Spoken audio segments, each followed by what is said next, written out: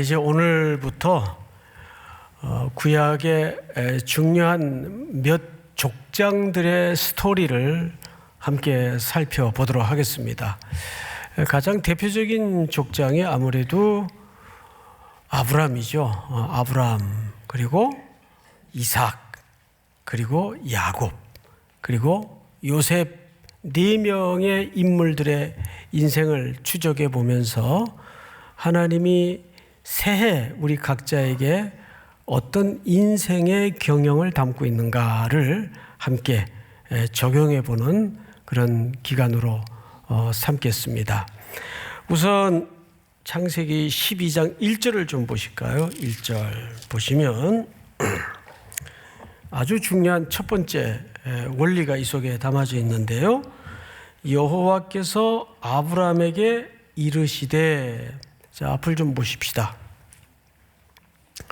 하나님이 한 공동체이든 한 시대이든 한 개인에게이든 하나님의 일하시는 첫 번째 방식은 말씀으로 시작하신다는 뜻입니다. 믿습니까? 하나님은 어느 날 갑자기 꿈을 꾸게 한다든지 번쩍하고 계시를 보여준다든지 그런 걸 이제 망상이라 그래요. 망상. 나 봤다 이런 거 속지 마세요. 믿지 마세요. 하나님은 항상 하나님의 자녀들에게 그분의 경영을 드러내시고 시작하실 때는 뭘로 시작하신다? 말씀으로 시작하신다. 아브라함의 인생을 통해서 하나님이 하나님의 경영을 드러내시는데 첫 번째 원리가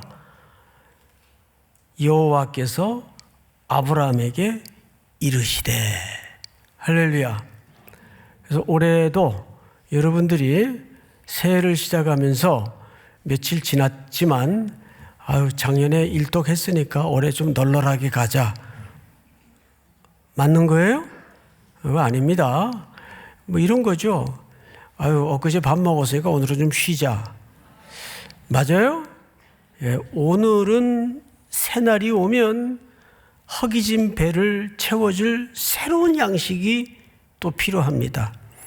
어제 상황이 오늘 내 상황과 같지 않아요. 달라요. 그렇죠?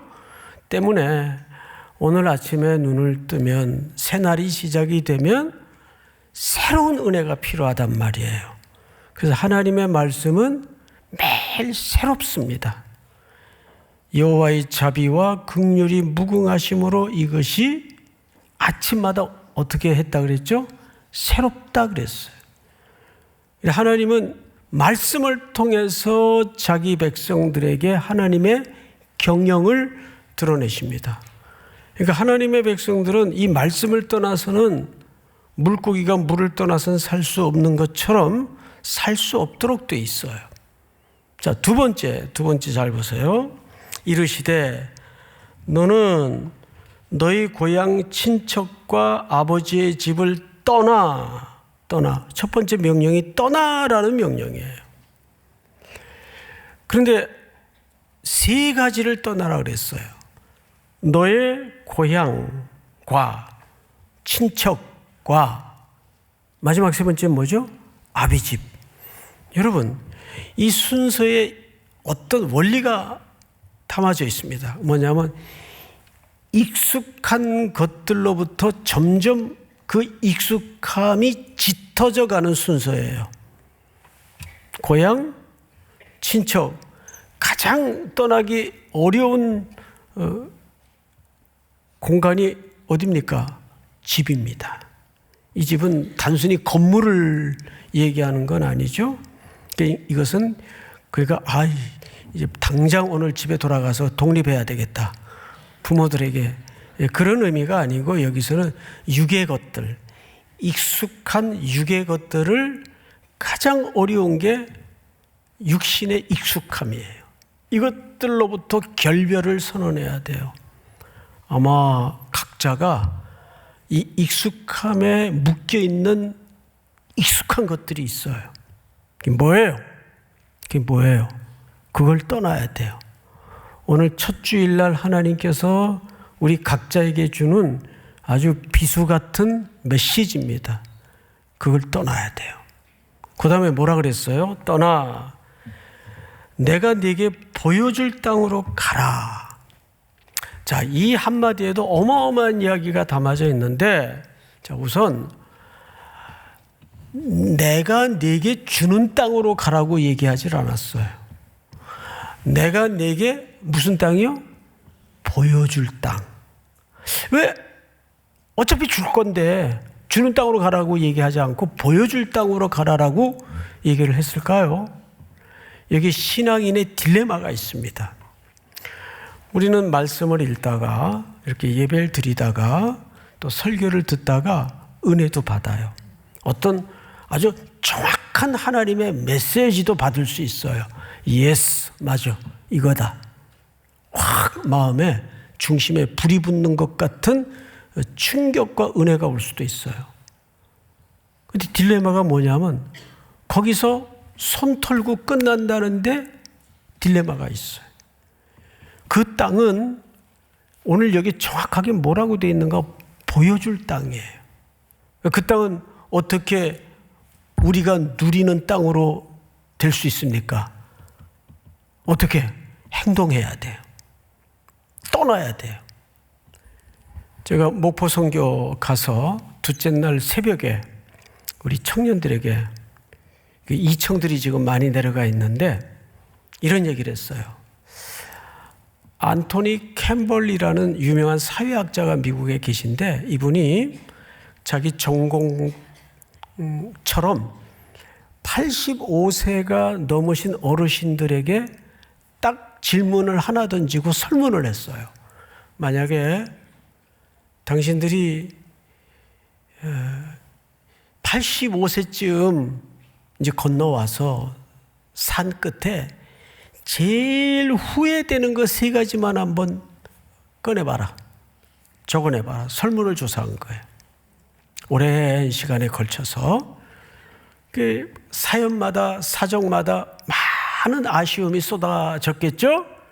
그 중에서 3가지를 딱 걸러냈습니다. 첫 번째가 좀 더 사랑하지 못했던 것들이 가장 후회스럽다.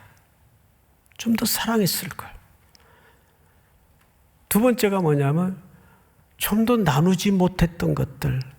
뭐 아낀다고 다 내게 된 것도 아닌데 왜 그때 조금 더 손을 열지 못하고 마음을 나누지 못했을까? 조금 더 나누지 못했던 그 인색했던 순간순간들이 가장 후회가 되더라. 마지막 3번째가 뭐냐면 제가 사실 이 대목 때문에 청년들에게 그 말을 했어요. 그때 그 순간 과감하게 도전하지 못했던 것들이 제일 아쉽더라. 그때 도전해야 되는데 머뭇거리다가 내 처지 생각하고 내 상황 생각하고 우물쭈물하다가 지나가 버린 기회들, 지나가 버린 시간들을 돌아보면 너무 그게 아쉽더라. 여러분, 그런데 오늘 이 첫 주일날 주께서 말씀을 통해서 여러분들에게 주시는 도전이 뭐냐면 떠나라는 거예요. 첫째는 익숙한 것들, 절대 거기에 그 자리에 지금 머물러서는 안 되는 그 육의 것들, 익숙한 것들로부터 떠나라는 거예요. 자, 그런데 그 다음 구절을 보니까 이렇게 돼 있어요. 너의 고향과 친척과 아버지의 집을 떠나 내가 네게 보여줄 땅. 보여줄 땅은 어떻게 해야 여러분들이 누리는 땅이 된다고요? 출발해야 돼요. 여기서 머뭇거리면 안 돼요. 그림만 붙들고 있으면, 꿈만 붙들고 있으면 그 꿈은 그냥 꿈인 거예요. 그냥 종이에 그린 그림에 불과한 거예요. 어떻게 그것이 내가 밟는 땅이 됩니까? 액션. 출발해야 돼요. 떠나야 돼요. 가야 돼요. 자, 그런데 여기 마지막 우리가 붙들어야 될 아주 이상한 표현 하나가 뭐냐면 가라라는 명령형 동사예요. 이 말이 히브리 말에는 제가 가끔 여러분들에게 말씀을 드렸을 텐데 할라크라는 단어예요. 할라크. 근데 할라크라는 말은 어떤 가면 내가 너희들과 함께 동행할 것이고 너희들을 지킬 것이고 이런 어떤 약속이 보장된 명령문이 아니에요. 이 가라라는 동사 명령형으로 쓰여져 있는데 그냥 막연히 가라라는 거예요. 이거는 확실한 겁니까? 모호한 겁니까? 모호한 거죠. 그냥 단순히 가라는 거예요. 떠나라는 거예요. 불확실하고 모호성이 여기에 담아져 있어요. 이것이 말씀을 들을 때마다 우리 성도들이, 청년들이 마주치는 딜레마예요. 가라라는 동사는 분명한데 또 그 분명함 속에 뭐가 있어요 지금? 불확실성과 모호성이 있단 말이에요.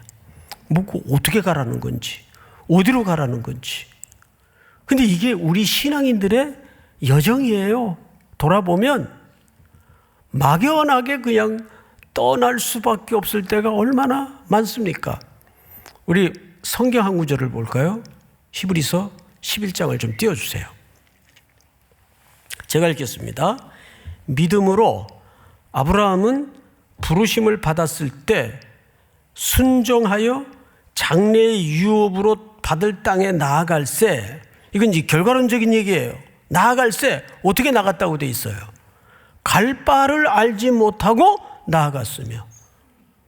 그러니까 아브라함도 떠나서 익숙한 것들로부터 떠나서 가라 그랬는데 어디로 가야 될지 그냥 모르고 간 거예요. 근데 성경을 보세요. 정확하게. 하나님의 역사는 전부 이런 식이에요. 사실은. 믿으십니까? 그러니까 우리에게 필요한 게 뭐냐면 금년에 믿음의 용기예요. 도전하세요. 머뭇거리지 마세요.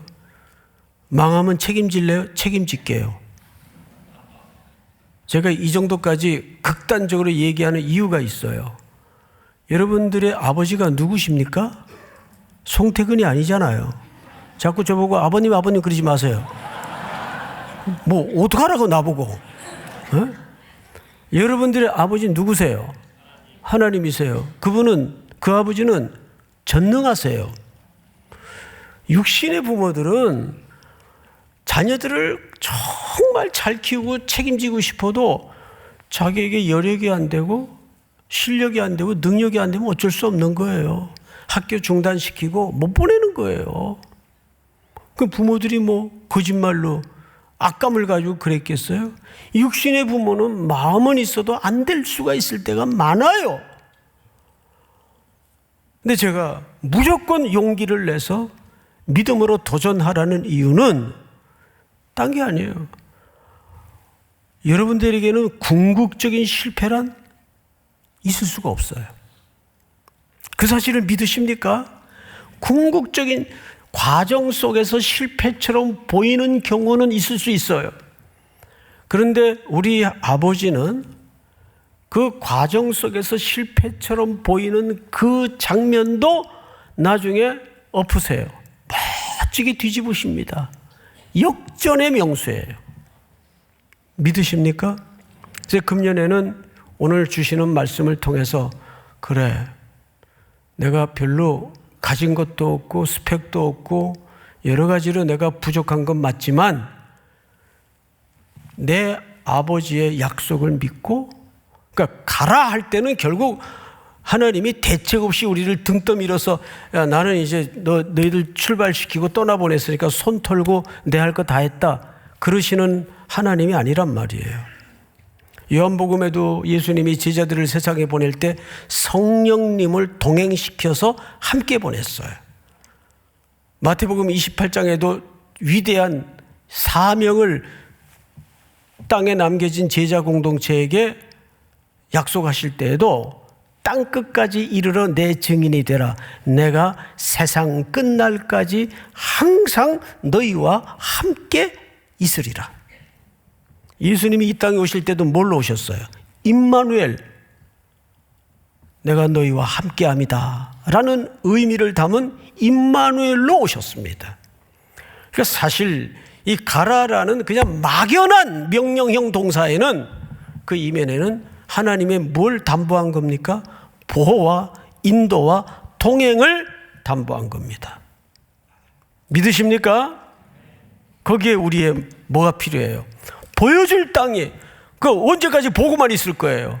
그거 걸어가서 밟으면 여러분들이 누리는 땅이 되는데 그림만 갖고 있는 거예요. 이 얼마나 가난하게 사는 겁니까? 얼마나 낭비입니까? 도전. 올해의 명제는 내 젊은 날의 시간 속에 부닥치는 모든 문제에 대해서 머뭇거리지 말자. 방황하지 말자. 우왕좌왕하지 말자. 도전. 저를 향해서 한번 따라서 해보세요. 도전! 예. 그냥 무턱대고 대책 없이 도전하라는 말이 아니고 우리 아버지를 믿고 2절을 보세요. 내가 너로 큰 민족을 이루고 네게 복을 주어 네 이름을 창대하게 하리니 너는 복이 될지라. 여러분 2절 3절 안에 세상에 복이라는 말이 5차례나 반복이 돼요. 아하, 알았어요. 뭘 알았는가 하면 하나님이 우리를 그 동행의 그 가라는 명령 속에 감추어진 부르심의 소명이 뭐냐 하면 복 때문이에요. 자, 복은 좋은 겁니까? 나쁜 겁니까?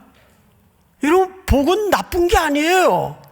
그 복이 자기를 위한 탐욕의 방향으로 가치가 흘러갈 때는 그 복은 옳지 않은 복이 되지만 하나님이 이 세상을 창조하실 때에도 뭘 위해서 창조하셨죠?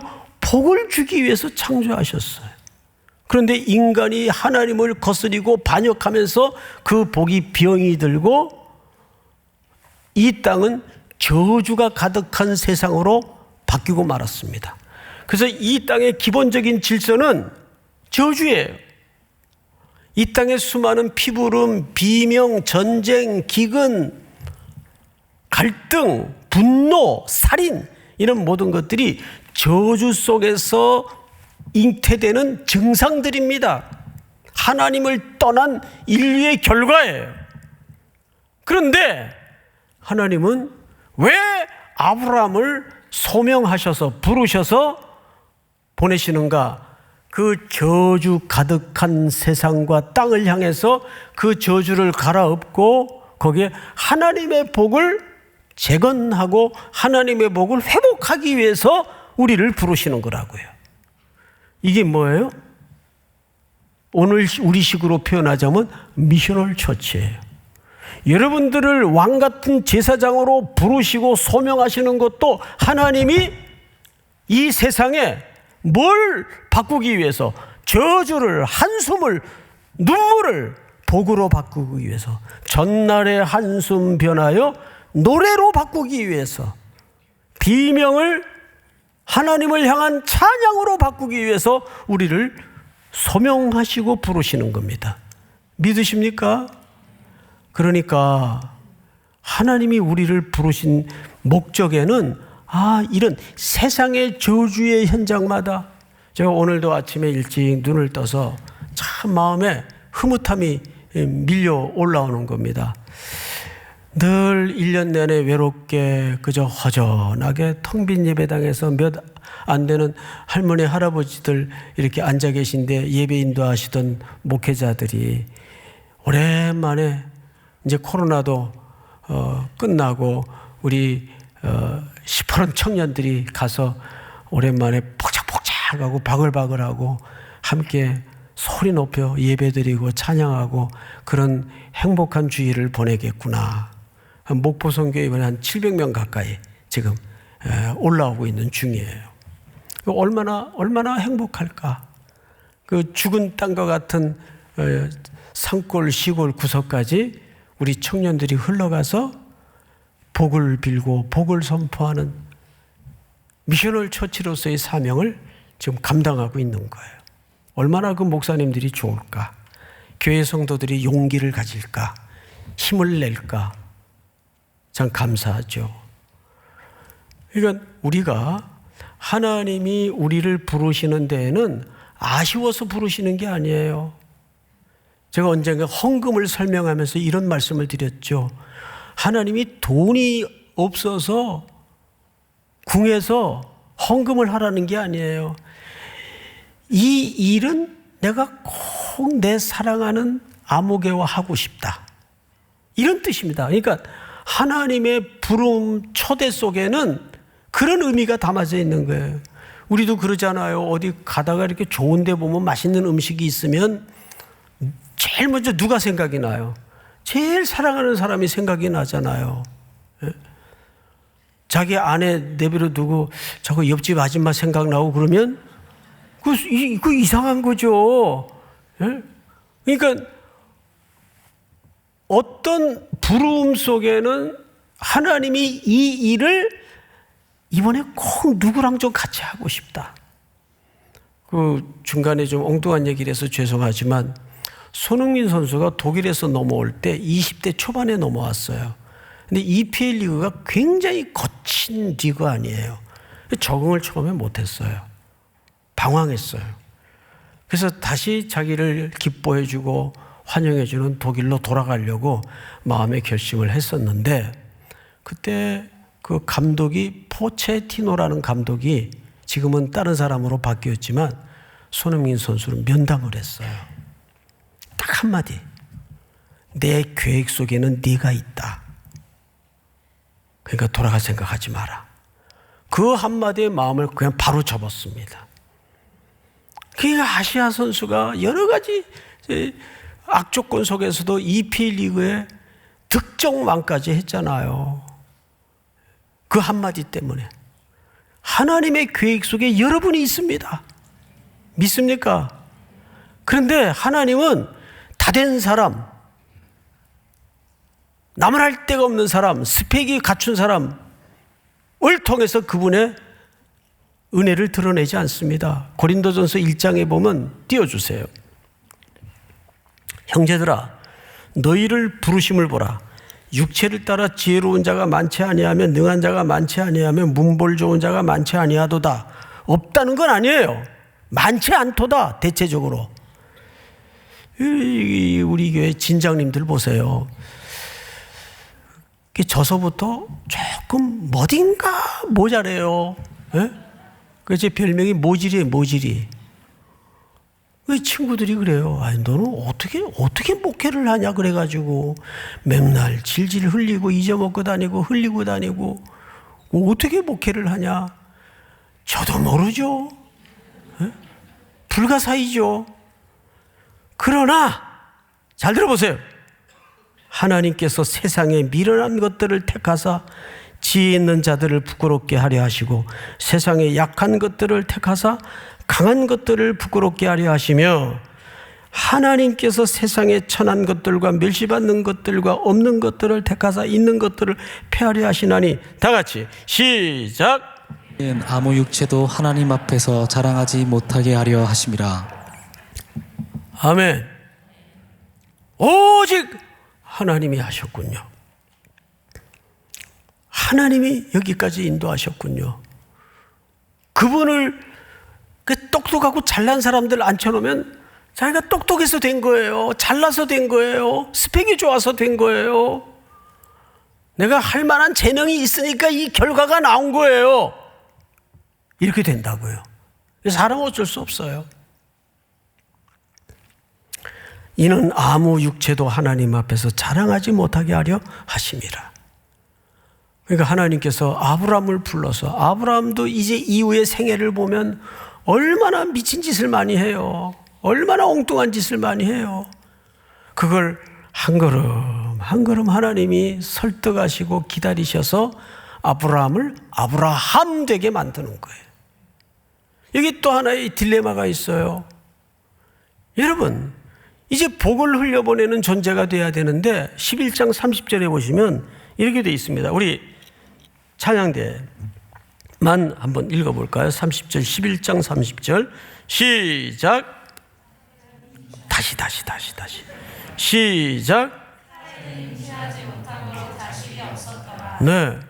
지금 아무 자식도 없는데 지금 아브람이라는 말은 높으신 아버지, 사레라는 말은 높으신 어머니. 그 이름을 바꿔주죠. 아브라함으로 바꾸고 사라로 바꿔요. 그 말은 무슨 뜻인가 하면 많은 후손들의 아버지, 열국의 아버지, 열국의 어머니라는 뜻이에요. 자식이 없는데 이게 신앙인들의 현실적인 약속과 현실 사이의 딜레마예요. 그럼 교회 가서 성경 공부하고 말씀을 들을 때면 붕 떠 갖고 와요. 무슨 가스라이팅 당한 것처럼 하여간 붕 떠 갖고 와. 근데 내 현실로 돌아가면 아이고 이래가지고 뭐가 되겠나 싶은 게 매일 반복되는. 그런데 성경은 뭐라 그래요? 그런 완성된 사람들을 하나님이 불러다가 하나님이 일을 하시는 게 아니다. 가라고 할 때는 그 가라는 명령 속에 뭐가 있다고요? 인도와 보호와 동행의 약속이 있다는 겁니다. 그분을 믿고 가는 거예요. 그래서 그분이 하시는 걸 우리는 목도할 뿐이에요. 그래서 이들을 어떻게 하시는가? 그 부르심 앞에 자 3절을 보세요. 너를 축복하는 자에게는 내가 복을 내리고 너를 저주하는 자에게 내가 저주하리니 땅의 모든 족속이 너로 말미암아 복을 얻을 것이라 하신지라. 이게 이제 히브리 문법상으로 조금 어렵습니다. 여러분 재규용법이라고 아시죠? 재규용법. 학교 다닐 때 다 공부들 하셨죠? 재규용법이 있고 또 수동형이 있어요. 근데 이 본문을 어떤 신학자들은 수동형으로 이해를 해요. 수동형으로 해석을 하면 어떤 의미가 되냐 하면 내가 너를 반드시 복의 통로로 만들 것이다. 그래서 너를 통해서 모든 민족이 복이 되게 할 것이다. 이게 수동형으로 해석을 하는 거예요. 근데 재규용법으로 해석을 하면 해석이 이렇게 됩니다. 너를 샘플로 만들어서 모든 사람들이 너를 바라볼 때마다 서로 모범이 되게 하고 서로 복을 나누고 복을 주고받게 해서 이 땅을 복되게 만들 것이다. 이런 의미가 됩니다. 재규용법으로 해석을 하면. 근데 이걸 굳이 학자들의 논리처럼 나눌 필요가 있을까? 묵상하는 가운데 저는 이런 생각이 들더라고요. 첫 번째 의미도 당연히 있어요. 하나님이 복되게 하셔서 그를 통해 하나님의 복을 세상에 흘려보내요. 두 번째는 그를 샘플로 만들어서 나도 저 아목의 간사님 형처럼 살아야 되겠다. 서로 나눔과 섬김을 통해서 그 복이 확대되게 만드는 재기용법으로 해석할 수가 있어요. 근데 저는 이 두 개의 의미가 다 이 본문 속에 담아져 있다고 확신합니다. 그렇기 때문에 제가 청년들 자주 주례를 하는 건 아니지만 가끔 주례를 할 때면 꼭 반드시 묻는 질문이 있어요. 5,000명분을 혼자 먹고 살래요? 5,000명을 먹여 살릴래요? 그러면 다 5,000명을 먹여 살리겠대요. 그렇게 살고 있을 겁니다. 예. 그런데 공부를 하든 돈을 벌든 여러분들은 어떤 각오로 공부를 하고 돈을 벌어야 되냐 하면 남을 위해서 돈을 벌어야 됩니다. 남을 위해서 공부를 해야 됩니다. 공부해서 남주나 그래요. 우리는 그렇게 자랐어요.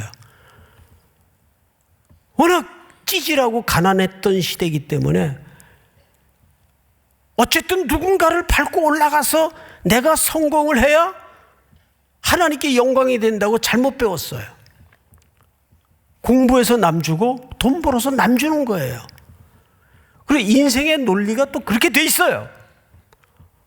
돈 버는 사람들은 돈 버느라고 돈 쓸 시간이 없어요. 돈만 벌지. 그럼 그 돈은 누가 쓰느냐? 다 엉뚱한 애들이 갖다 써요. 보면은. 인생이 그렇게 되어 있습니다. 그래서 열심히 버세요. 열심히 벌어서 남 주고 흘려보내고 열심히 공부해서 이 땅의 공익과 유익을 위해서 하나님 앞에 쓰임 받는 거예요. 그 얘기를 하는 거예요. 통로의 역할도 되지만 샘플이 되어서 이 복이 어떻게 흘러가는가를 세상이 보게 만드는 거죠. 저는 그거를 크리스찬만이 만들어낼 수 있는 매력이라고 봐요. 이 말은 네가 돈 많이 벌어서 그런 물리적인 것으로 세상을 항복시켜야 하나님께 영광이 된다, 그런 의미가 아니에요. 때로는 벌어서 저렇게 벌어가지고 왜 저래? 예? 왜 저렇게 살지? 다 퍼주고 나눠주고 거기서 세상은 설득이 되는 거고 매력을 갖는 겁니다. 마지막으로 성경을 보십시다. 6절, 아브라함이 그 땅을 지나 세겜 땅 모래 상수리 나무에 이르니 그때 가나안 사람이 그 땅에 거주하였더라. 자, 앞을 보십시다. 가나안 사람이 그 땅에 거주했어요. 자, 황당하죠? 아브라함 입장에서는 빈 땅인 줄 알았는데 가라 그래서 왔더니 그 땅에 이미 정치, 경제, 문화, 종교의 영역에까지 이미 기존 문화가 웅크리고 견고하게 콘크리트를 치고 있었어요. 그럼 이제 어떤 일들이 예상됩니까? 전쟁이죠. 차지하려면 전쟁을 해야 될 거 아니에요. 뭐 이런 법이 어디 있어요? 천신만고 끝에 들어왔는데 진공 상태가 아니더라고요. 그럼 아브라함 입장에서 얼마나 황당해요. 이게 돌아갈 수도 없고 하란에서 출발했으니까 800km예요. 예? 어떻게 돌아가요? 죽음을 건 여정이었는데 이때 얼마나 생각이 복잡했을까요? 돌아가야 되나? 싸워야 되나? 근데 뭐 싸울래도 뭐 힘이 있어야 싸우죠. 그 어마어마한 가나안 땅에 겨자씨밖에 안 되는 조그만 이방인인데 어떻게 싸워요? 이때 아브라함이 뭘 했는지 아세요? 잘 보세요. 7절. 여호와께서 아브라함에게 나타나 이르시되 내가 이 땅을 네 자손에게 주리라 하신지라. 자기에게 나타나신 여호와께 그가 그곳에서 제단을 쌓고, 8절 끝에 보니까 제단을 쌓고 여호와의 이름을 부르더니. 자, 앞을 보십시다. 바로 이겁니다. 여러분, 우리도 살다 보면 정말 되는 일 없고 삶은 복잡하고 엉킨 실타래 같아요. 이 뭐 어디서부터 손을 대야 할지 모를 정도로 엎친 데 덮쳐오고 풍파가 여기서 저기서 터질 때가 있어요. 정신을 못 차릴 때가 있어요. 그때 방법은 하나밖에 없어요. 딱 예배에 집중하는 거예요. 거기서부터 실타래가 풀어집니다. 신기하죠? 저는 그런 체험을 너무 많이 해요. 뭐 여기서 공격하고 마음이 상하고 이럴 때 예배 자리에 딱 들어 앉아서 하나님께 집중하는 거예요. 그리고 거기에서 하나님이 그 어떤 상황이 나를 흔들 수 없는 샬롬을 주시고 말씀을 들려주시면서 해치고 나갈 이유와 방향을 정확하게 말씀하십니다. 딱 들어왔더니 7 중후장대한 가나안 원주민들이 나름대로의 종교와 문화를 형성한 채 가득 메워져 있는 거예요. 그 땅이. 그 가장으로서 얼마나 식솔들이 많고 그들의 목숨이 자기 손에 다 부담으로 얹어져 있는데 잠이 안 오죠. 잠이. 어떻게 해야 되나? 어떻게 해야 되나? 돌아가야 되나? 하나님 도대체 뭐예요? 제단을 쌓고 하나님 앞에 그분의 이름을, 성호를 부르면서 집중합니다. 여러분, 삶이 뒤죽박죽 엉켜져 있고 힘겨움이 밀려올 때마다 예배 집중하세요. 예배 집중하면 주께서 여러분들을 가장 직접적으로 대면해 주시고 만나 주시는 현장이 될 겁니다. 2024년 밝아온 새해는 내 눈에 아무것도 지금 보이지 않지만 떠나라, 가라, 내가 동행할 것이다, 보호할 것이다, 인도해 줄 것이다. 이 약속 붙잡고 믿음의 용기를 다시 한번 일으키는 결단이 있기를 주의 이름으로 축원합니다. 일어나십시다.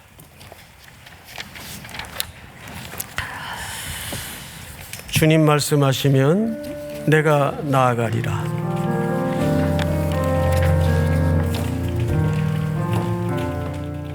주님 말씀하시면 내가 나아가리라. 주님 뜻이 아니면 뜻이 아니면 내가 멈춰서리다. 나의 가고 서는 것 주님 뜻에 있으니 오 주님 나를 이끄소서. 주님 말씀하시면 내가 나아가리다. 주님 말씀하시면 내가 나아가리라. 주님 뜻이 아니면 내가 멈춰서리다.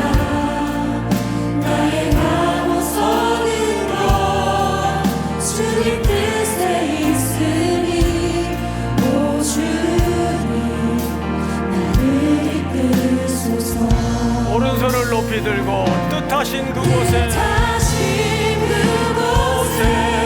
나 있기 원합니다. 이끄시는 대로 순종하며 살겠습니다. 순종하며 살리니 우리는 연약합니다. 여기 서 있는 우리 젊은이들을 하나님께서 한 해 동안에도 인도하여 주시옵소서.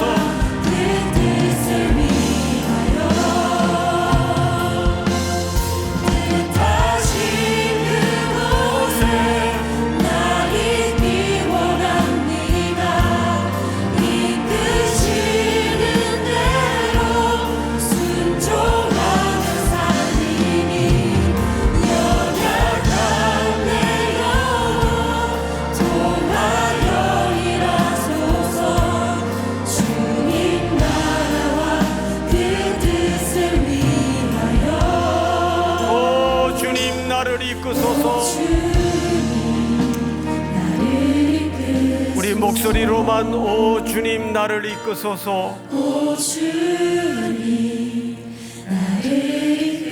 우리 다시 한번 오 주님 나를 이끄소서.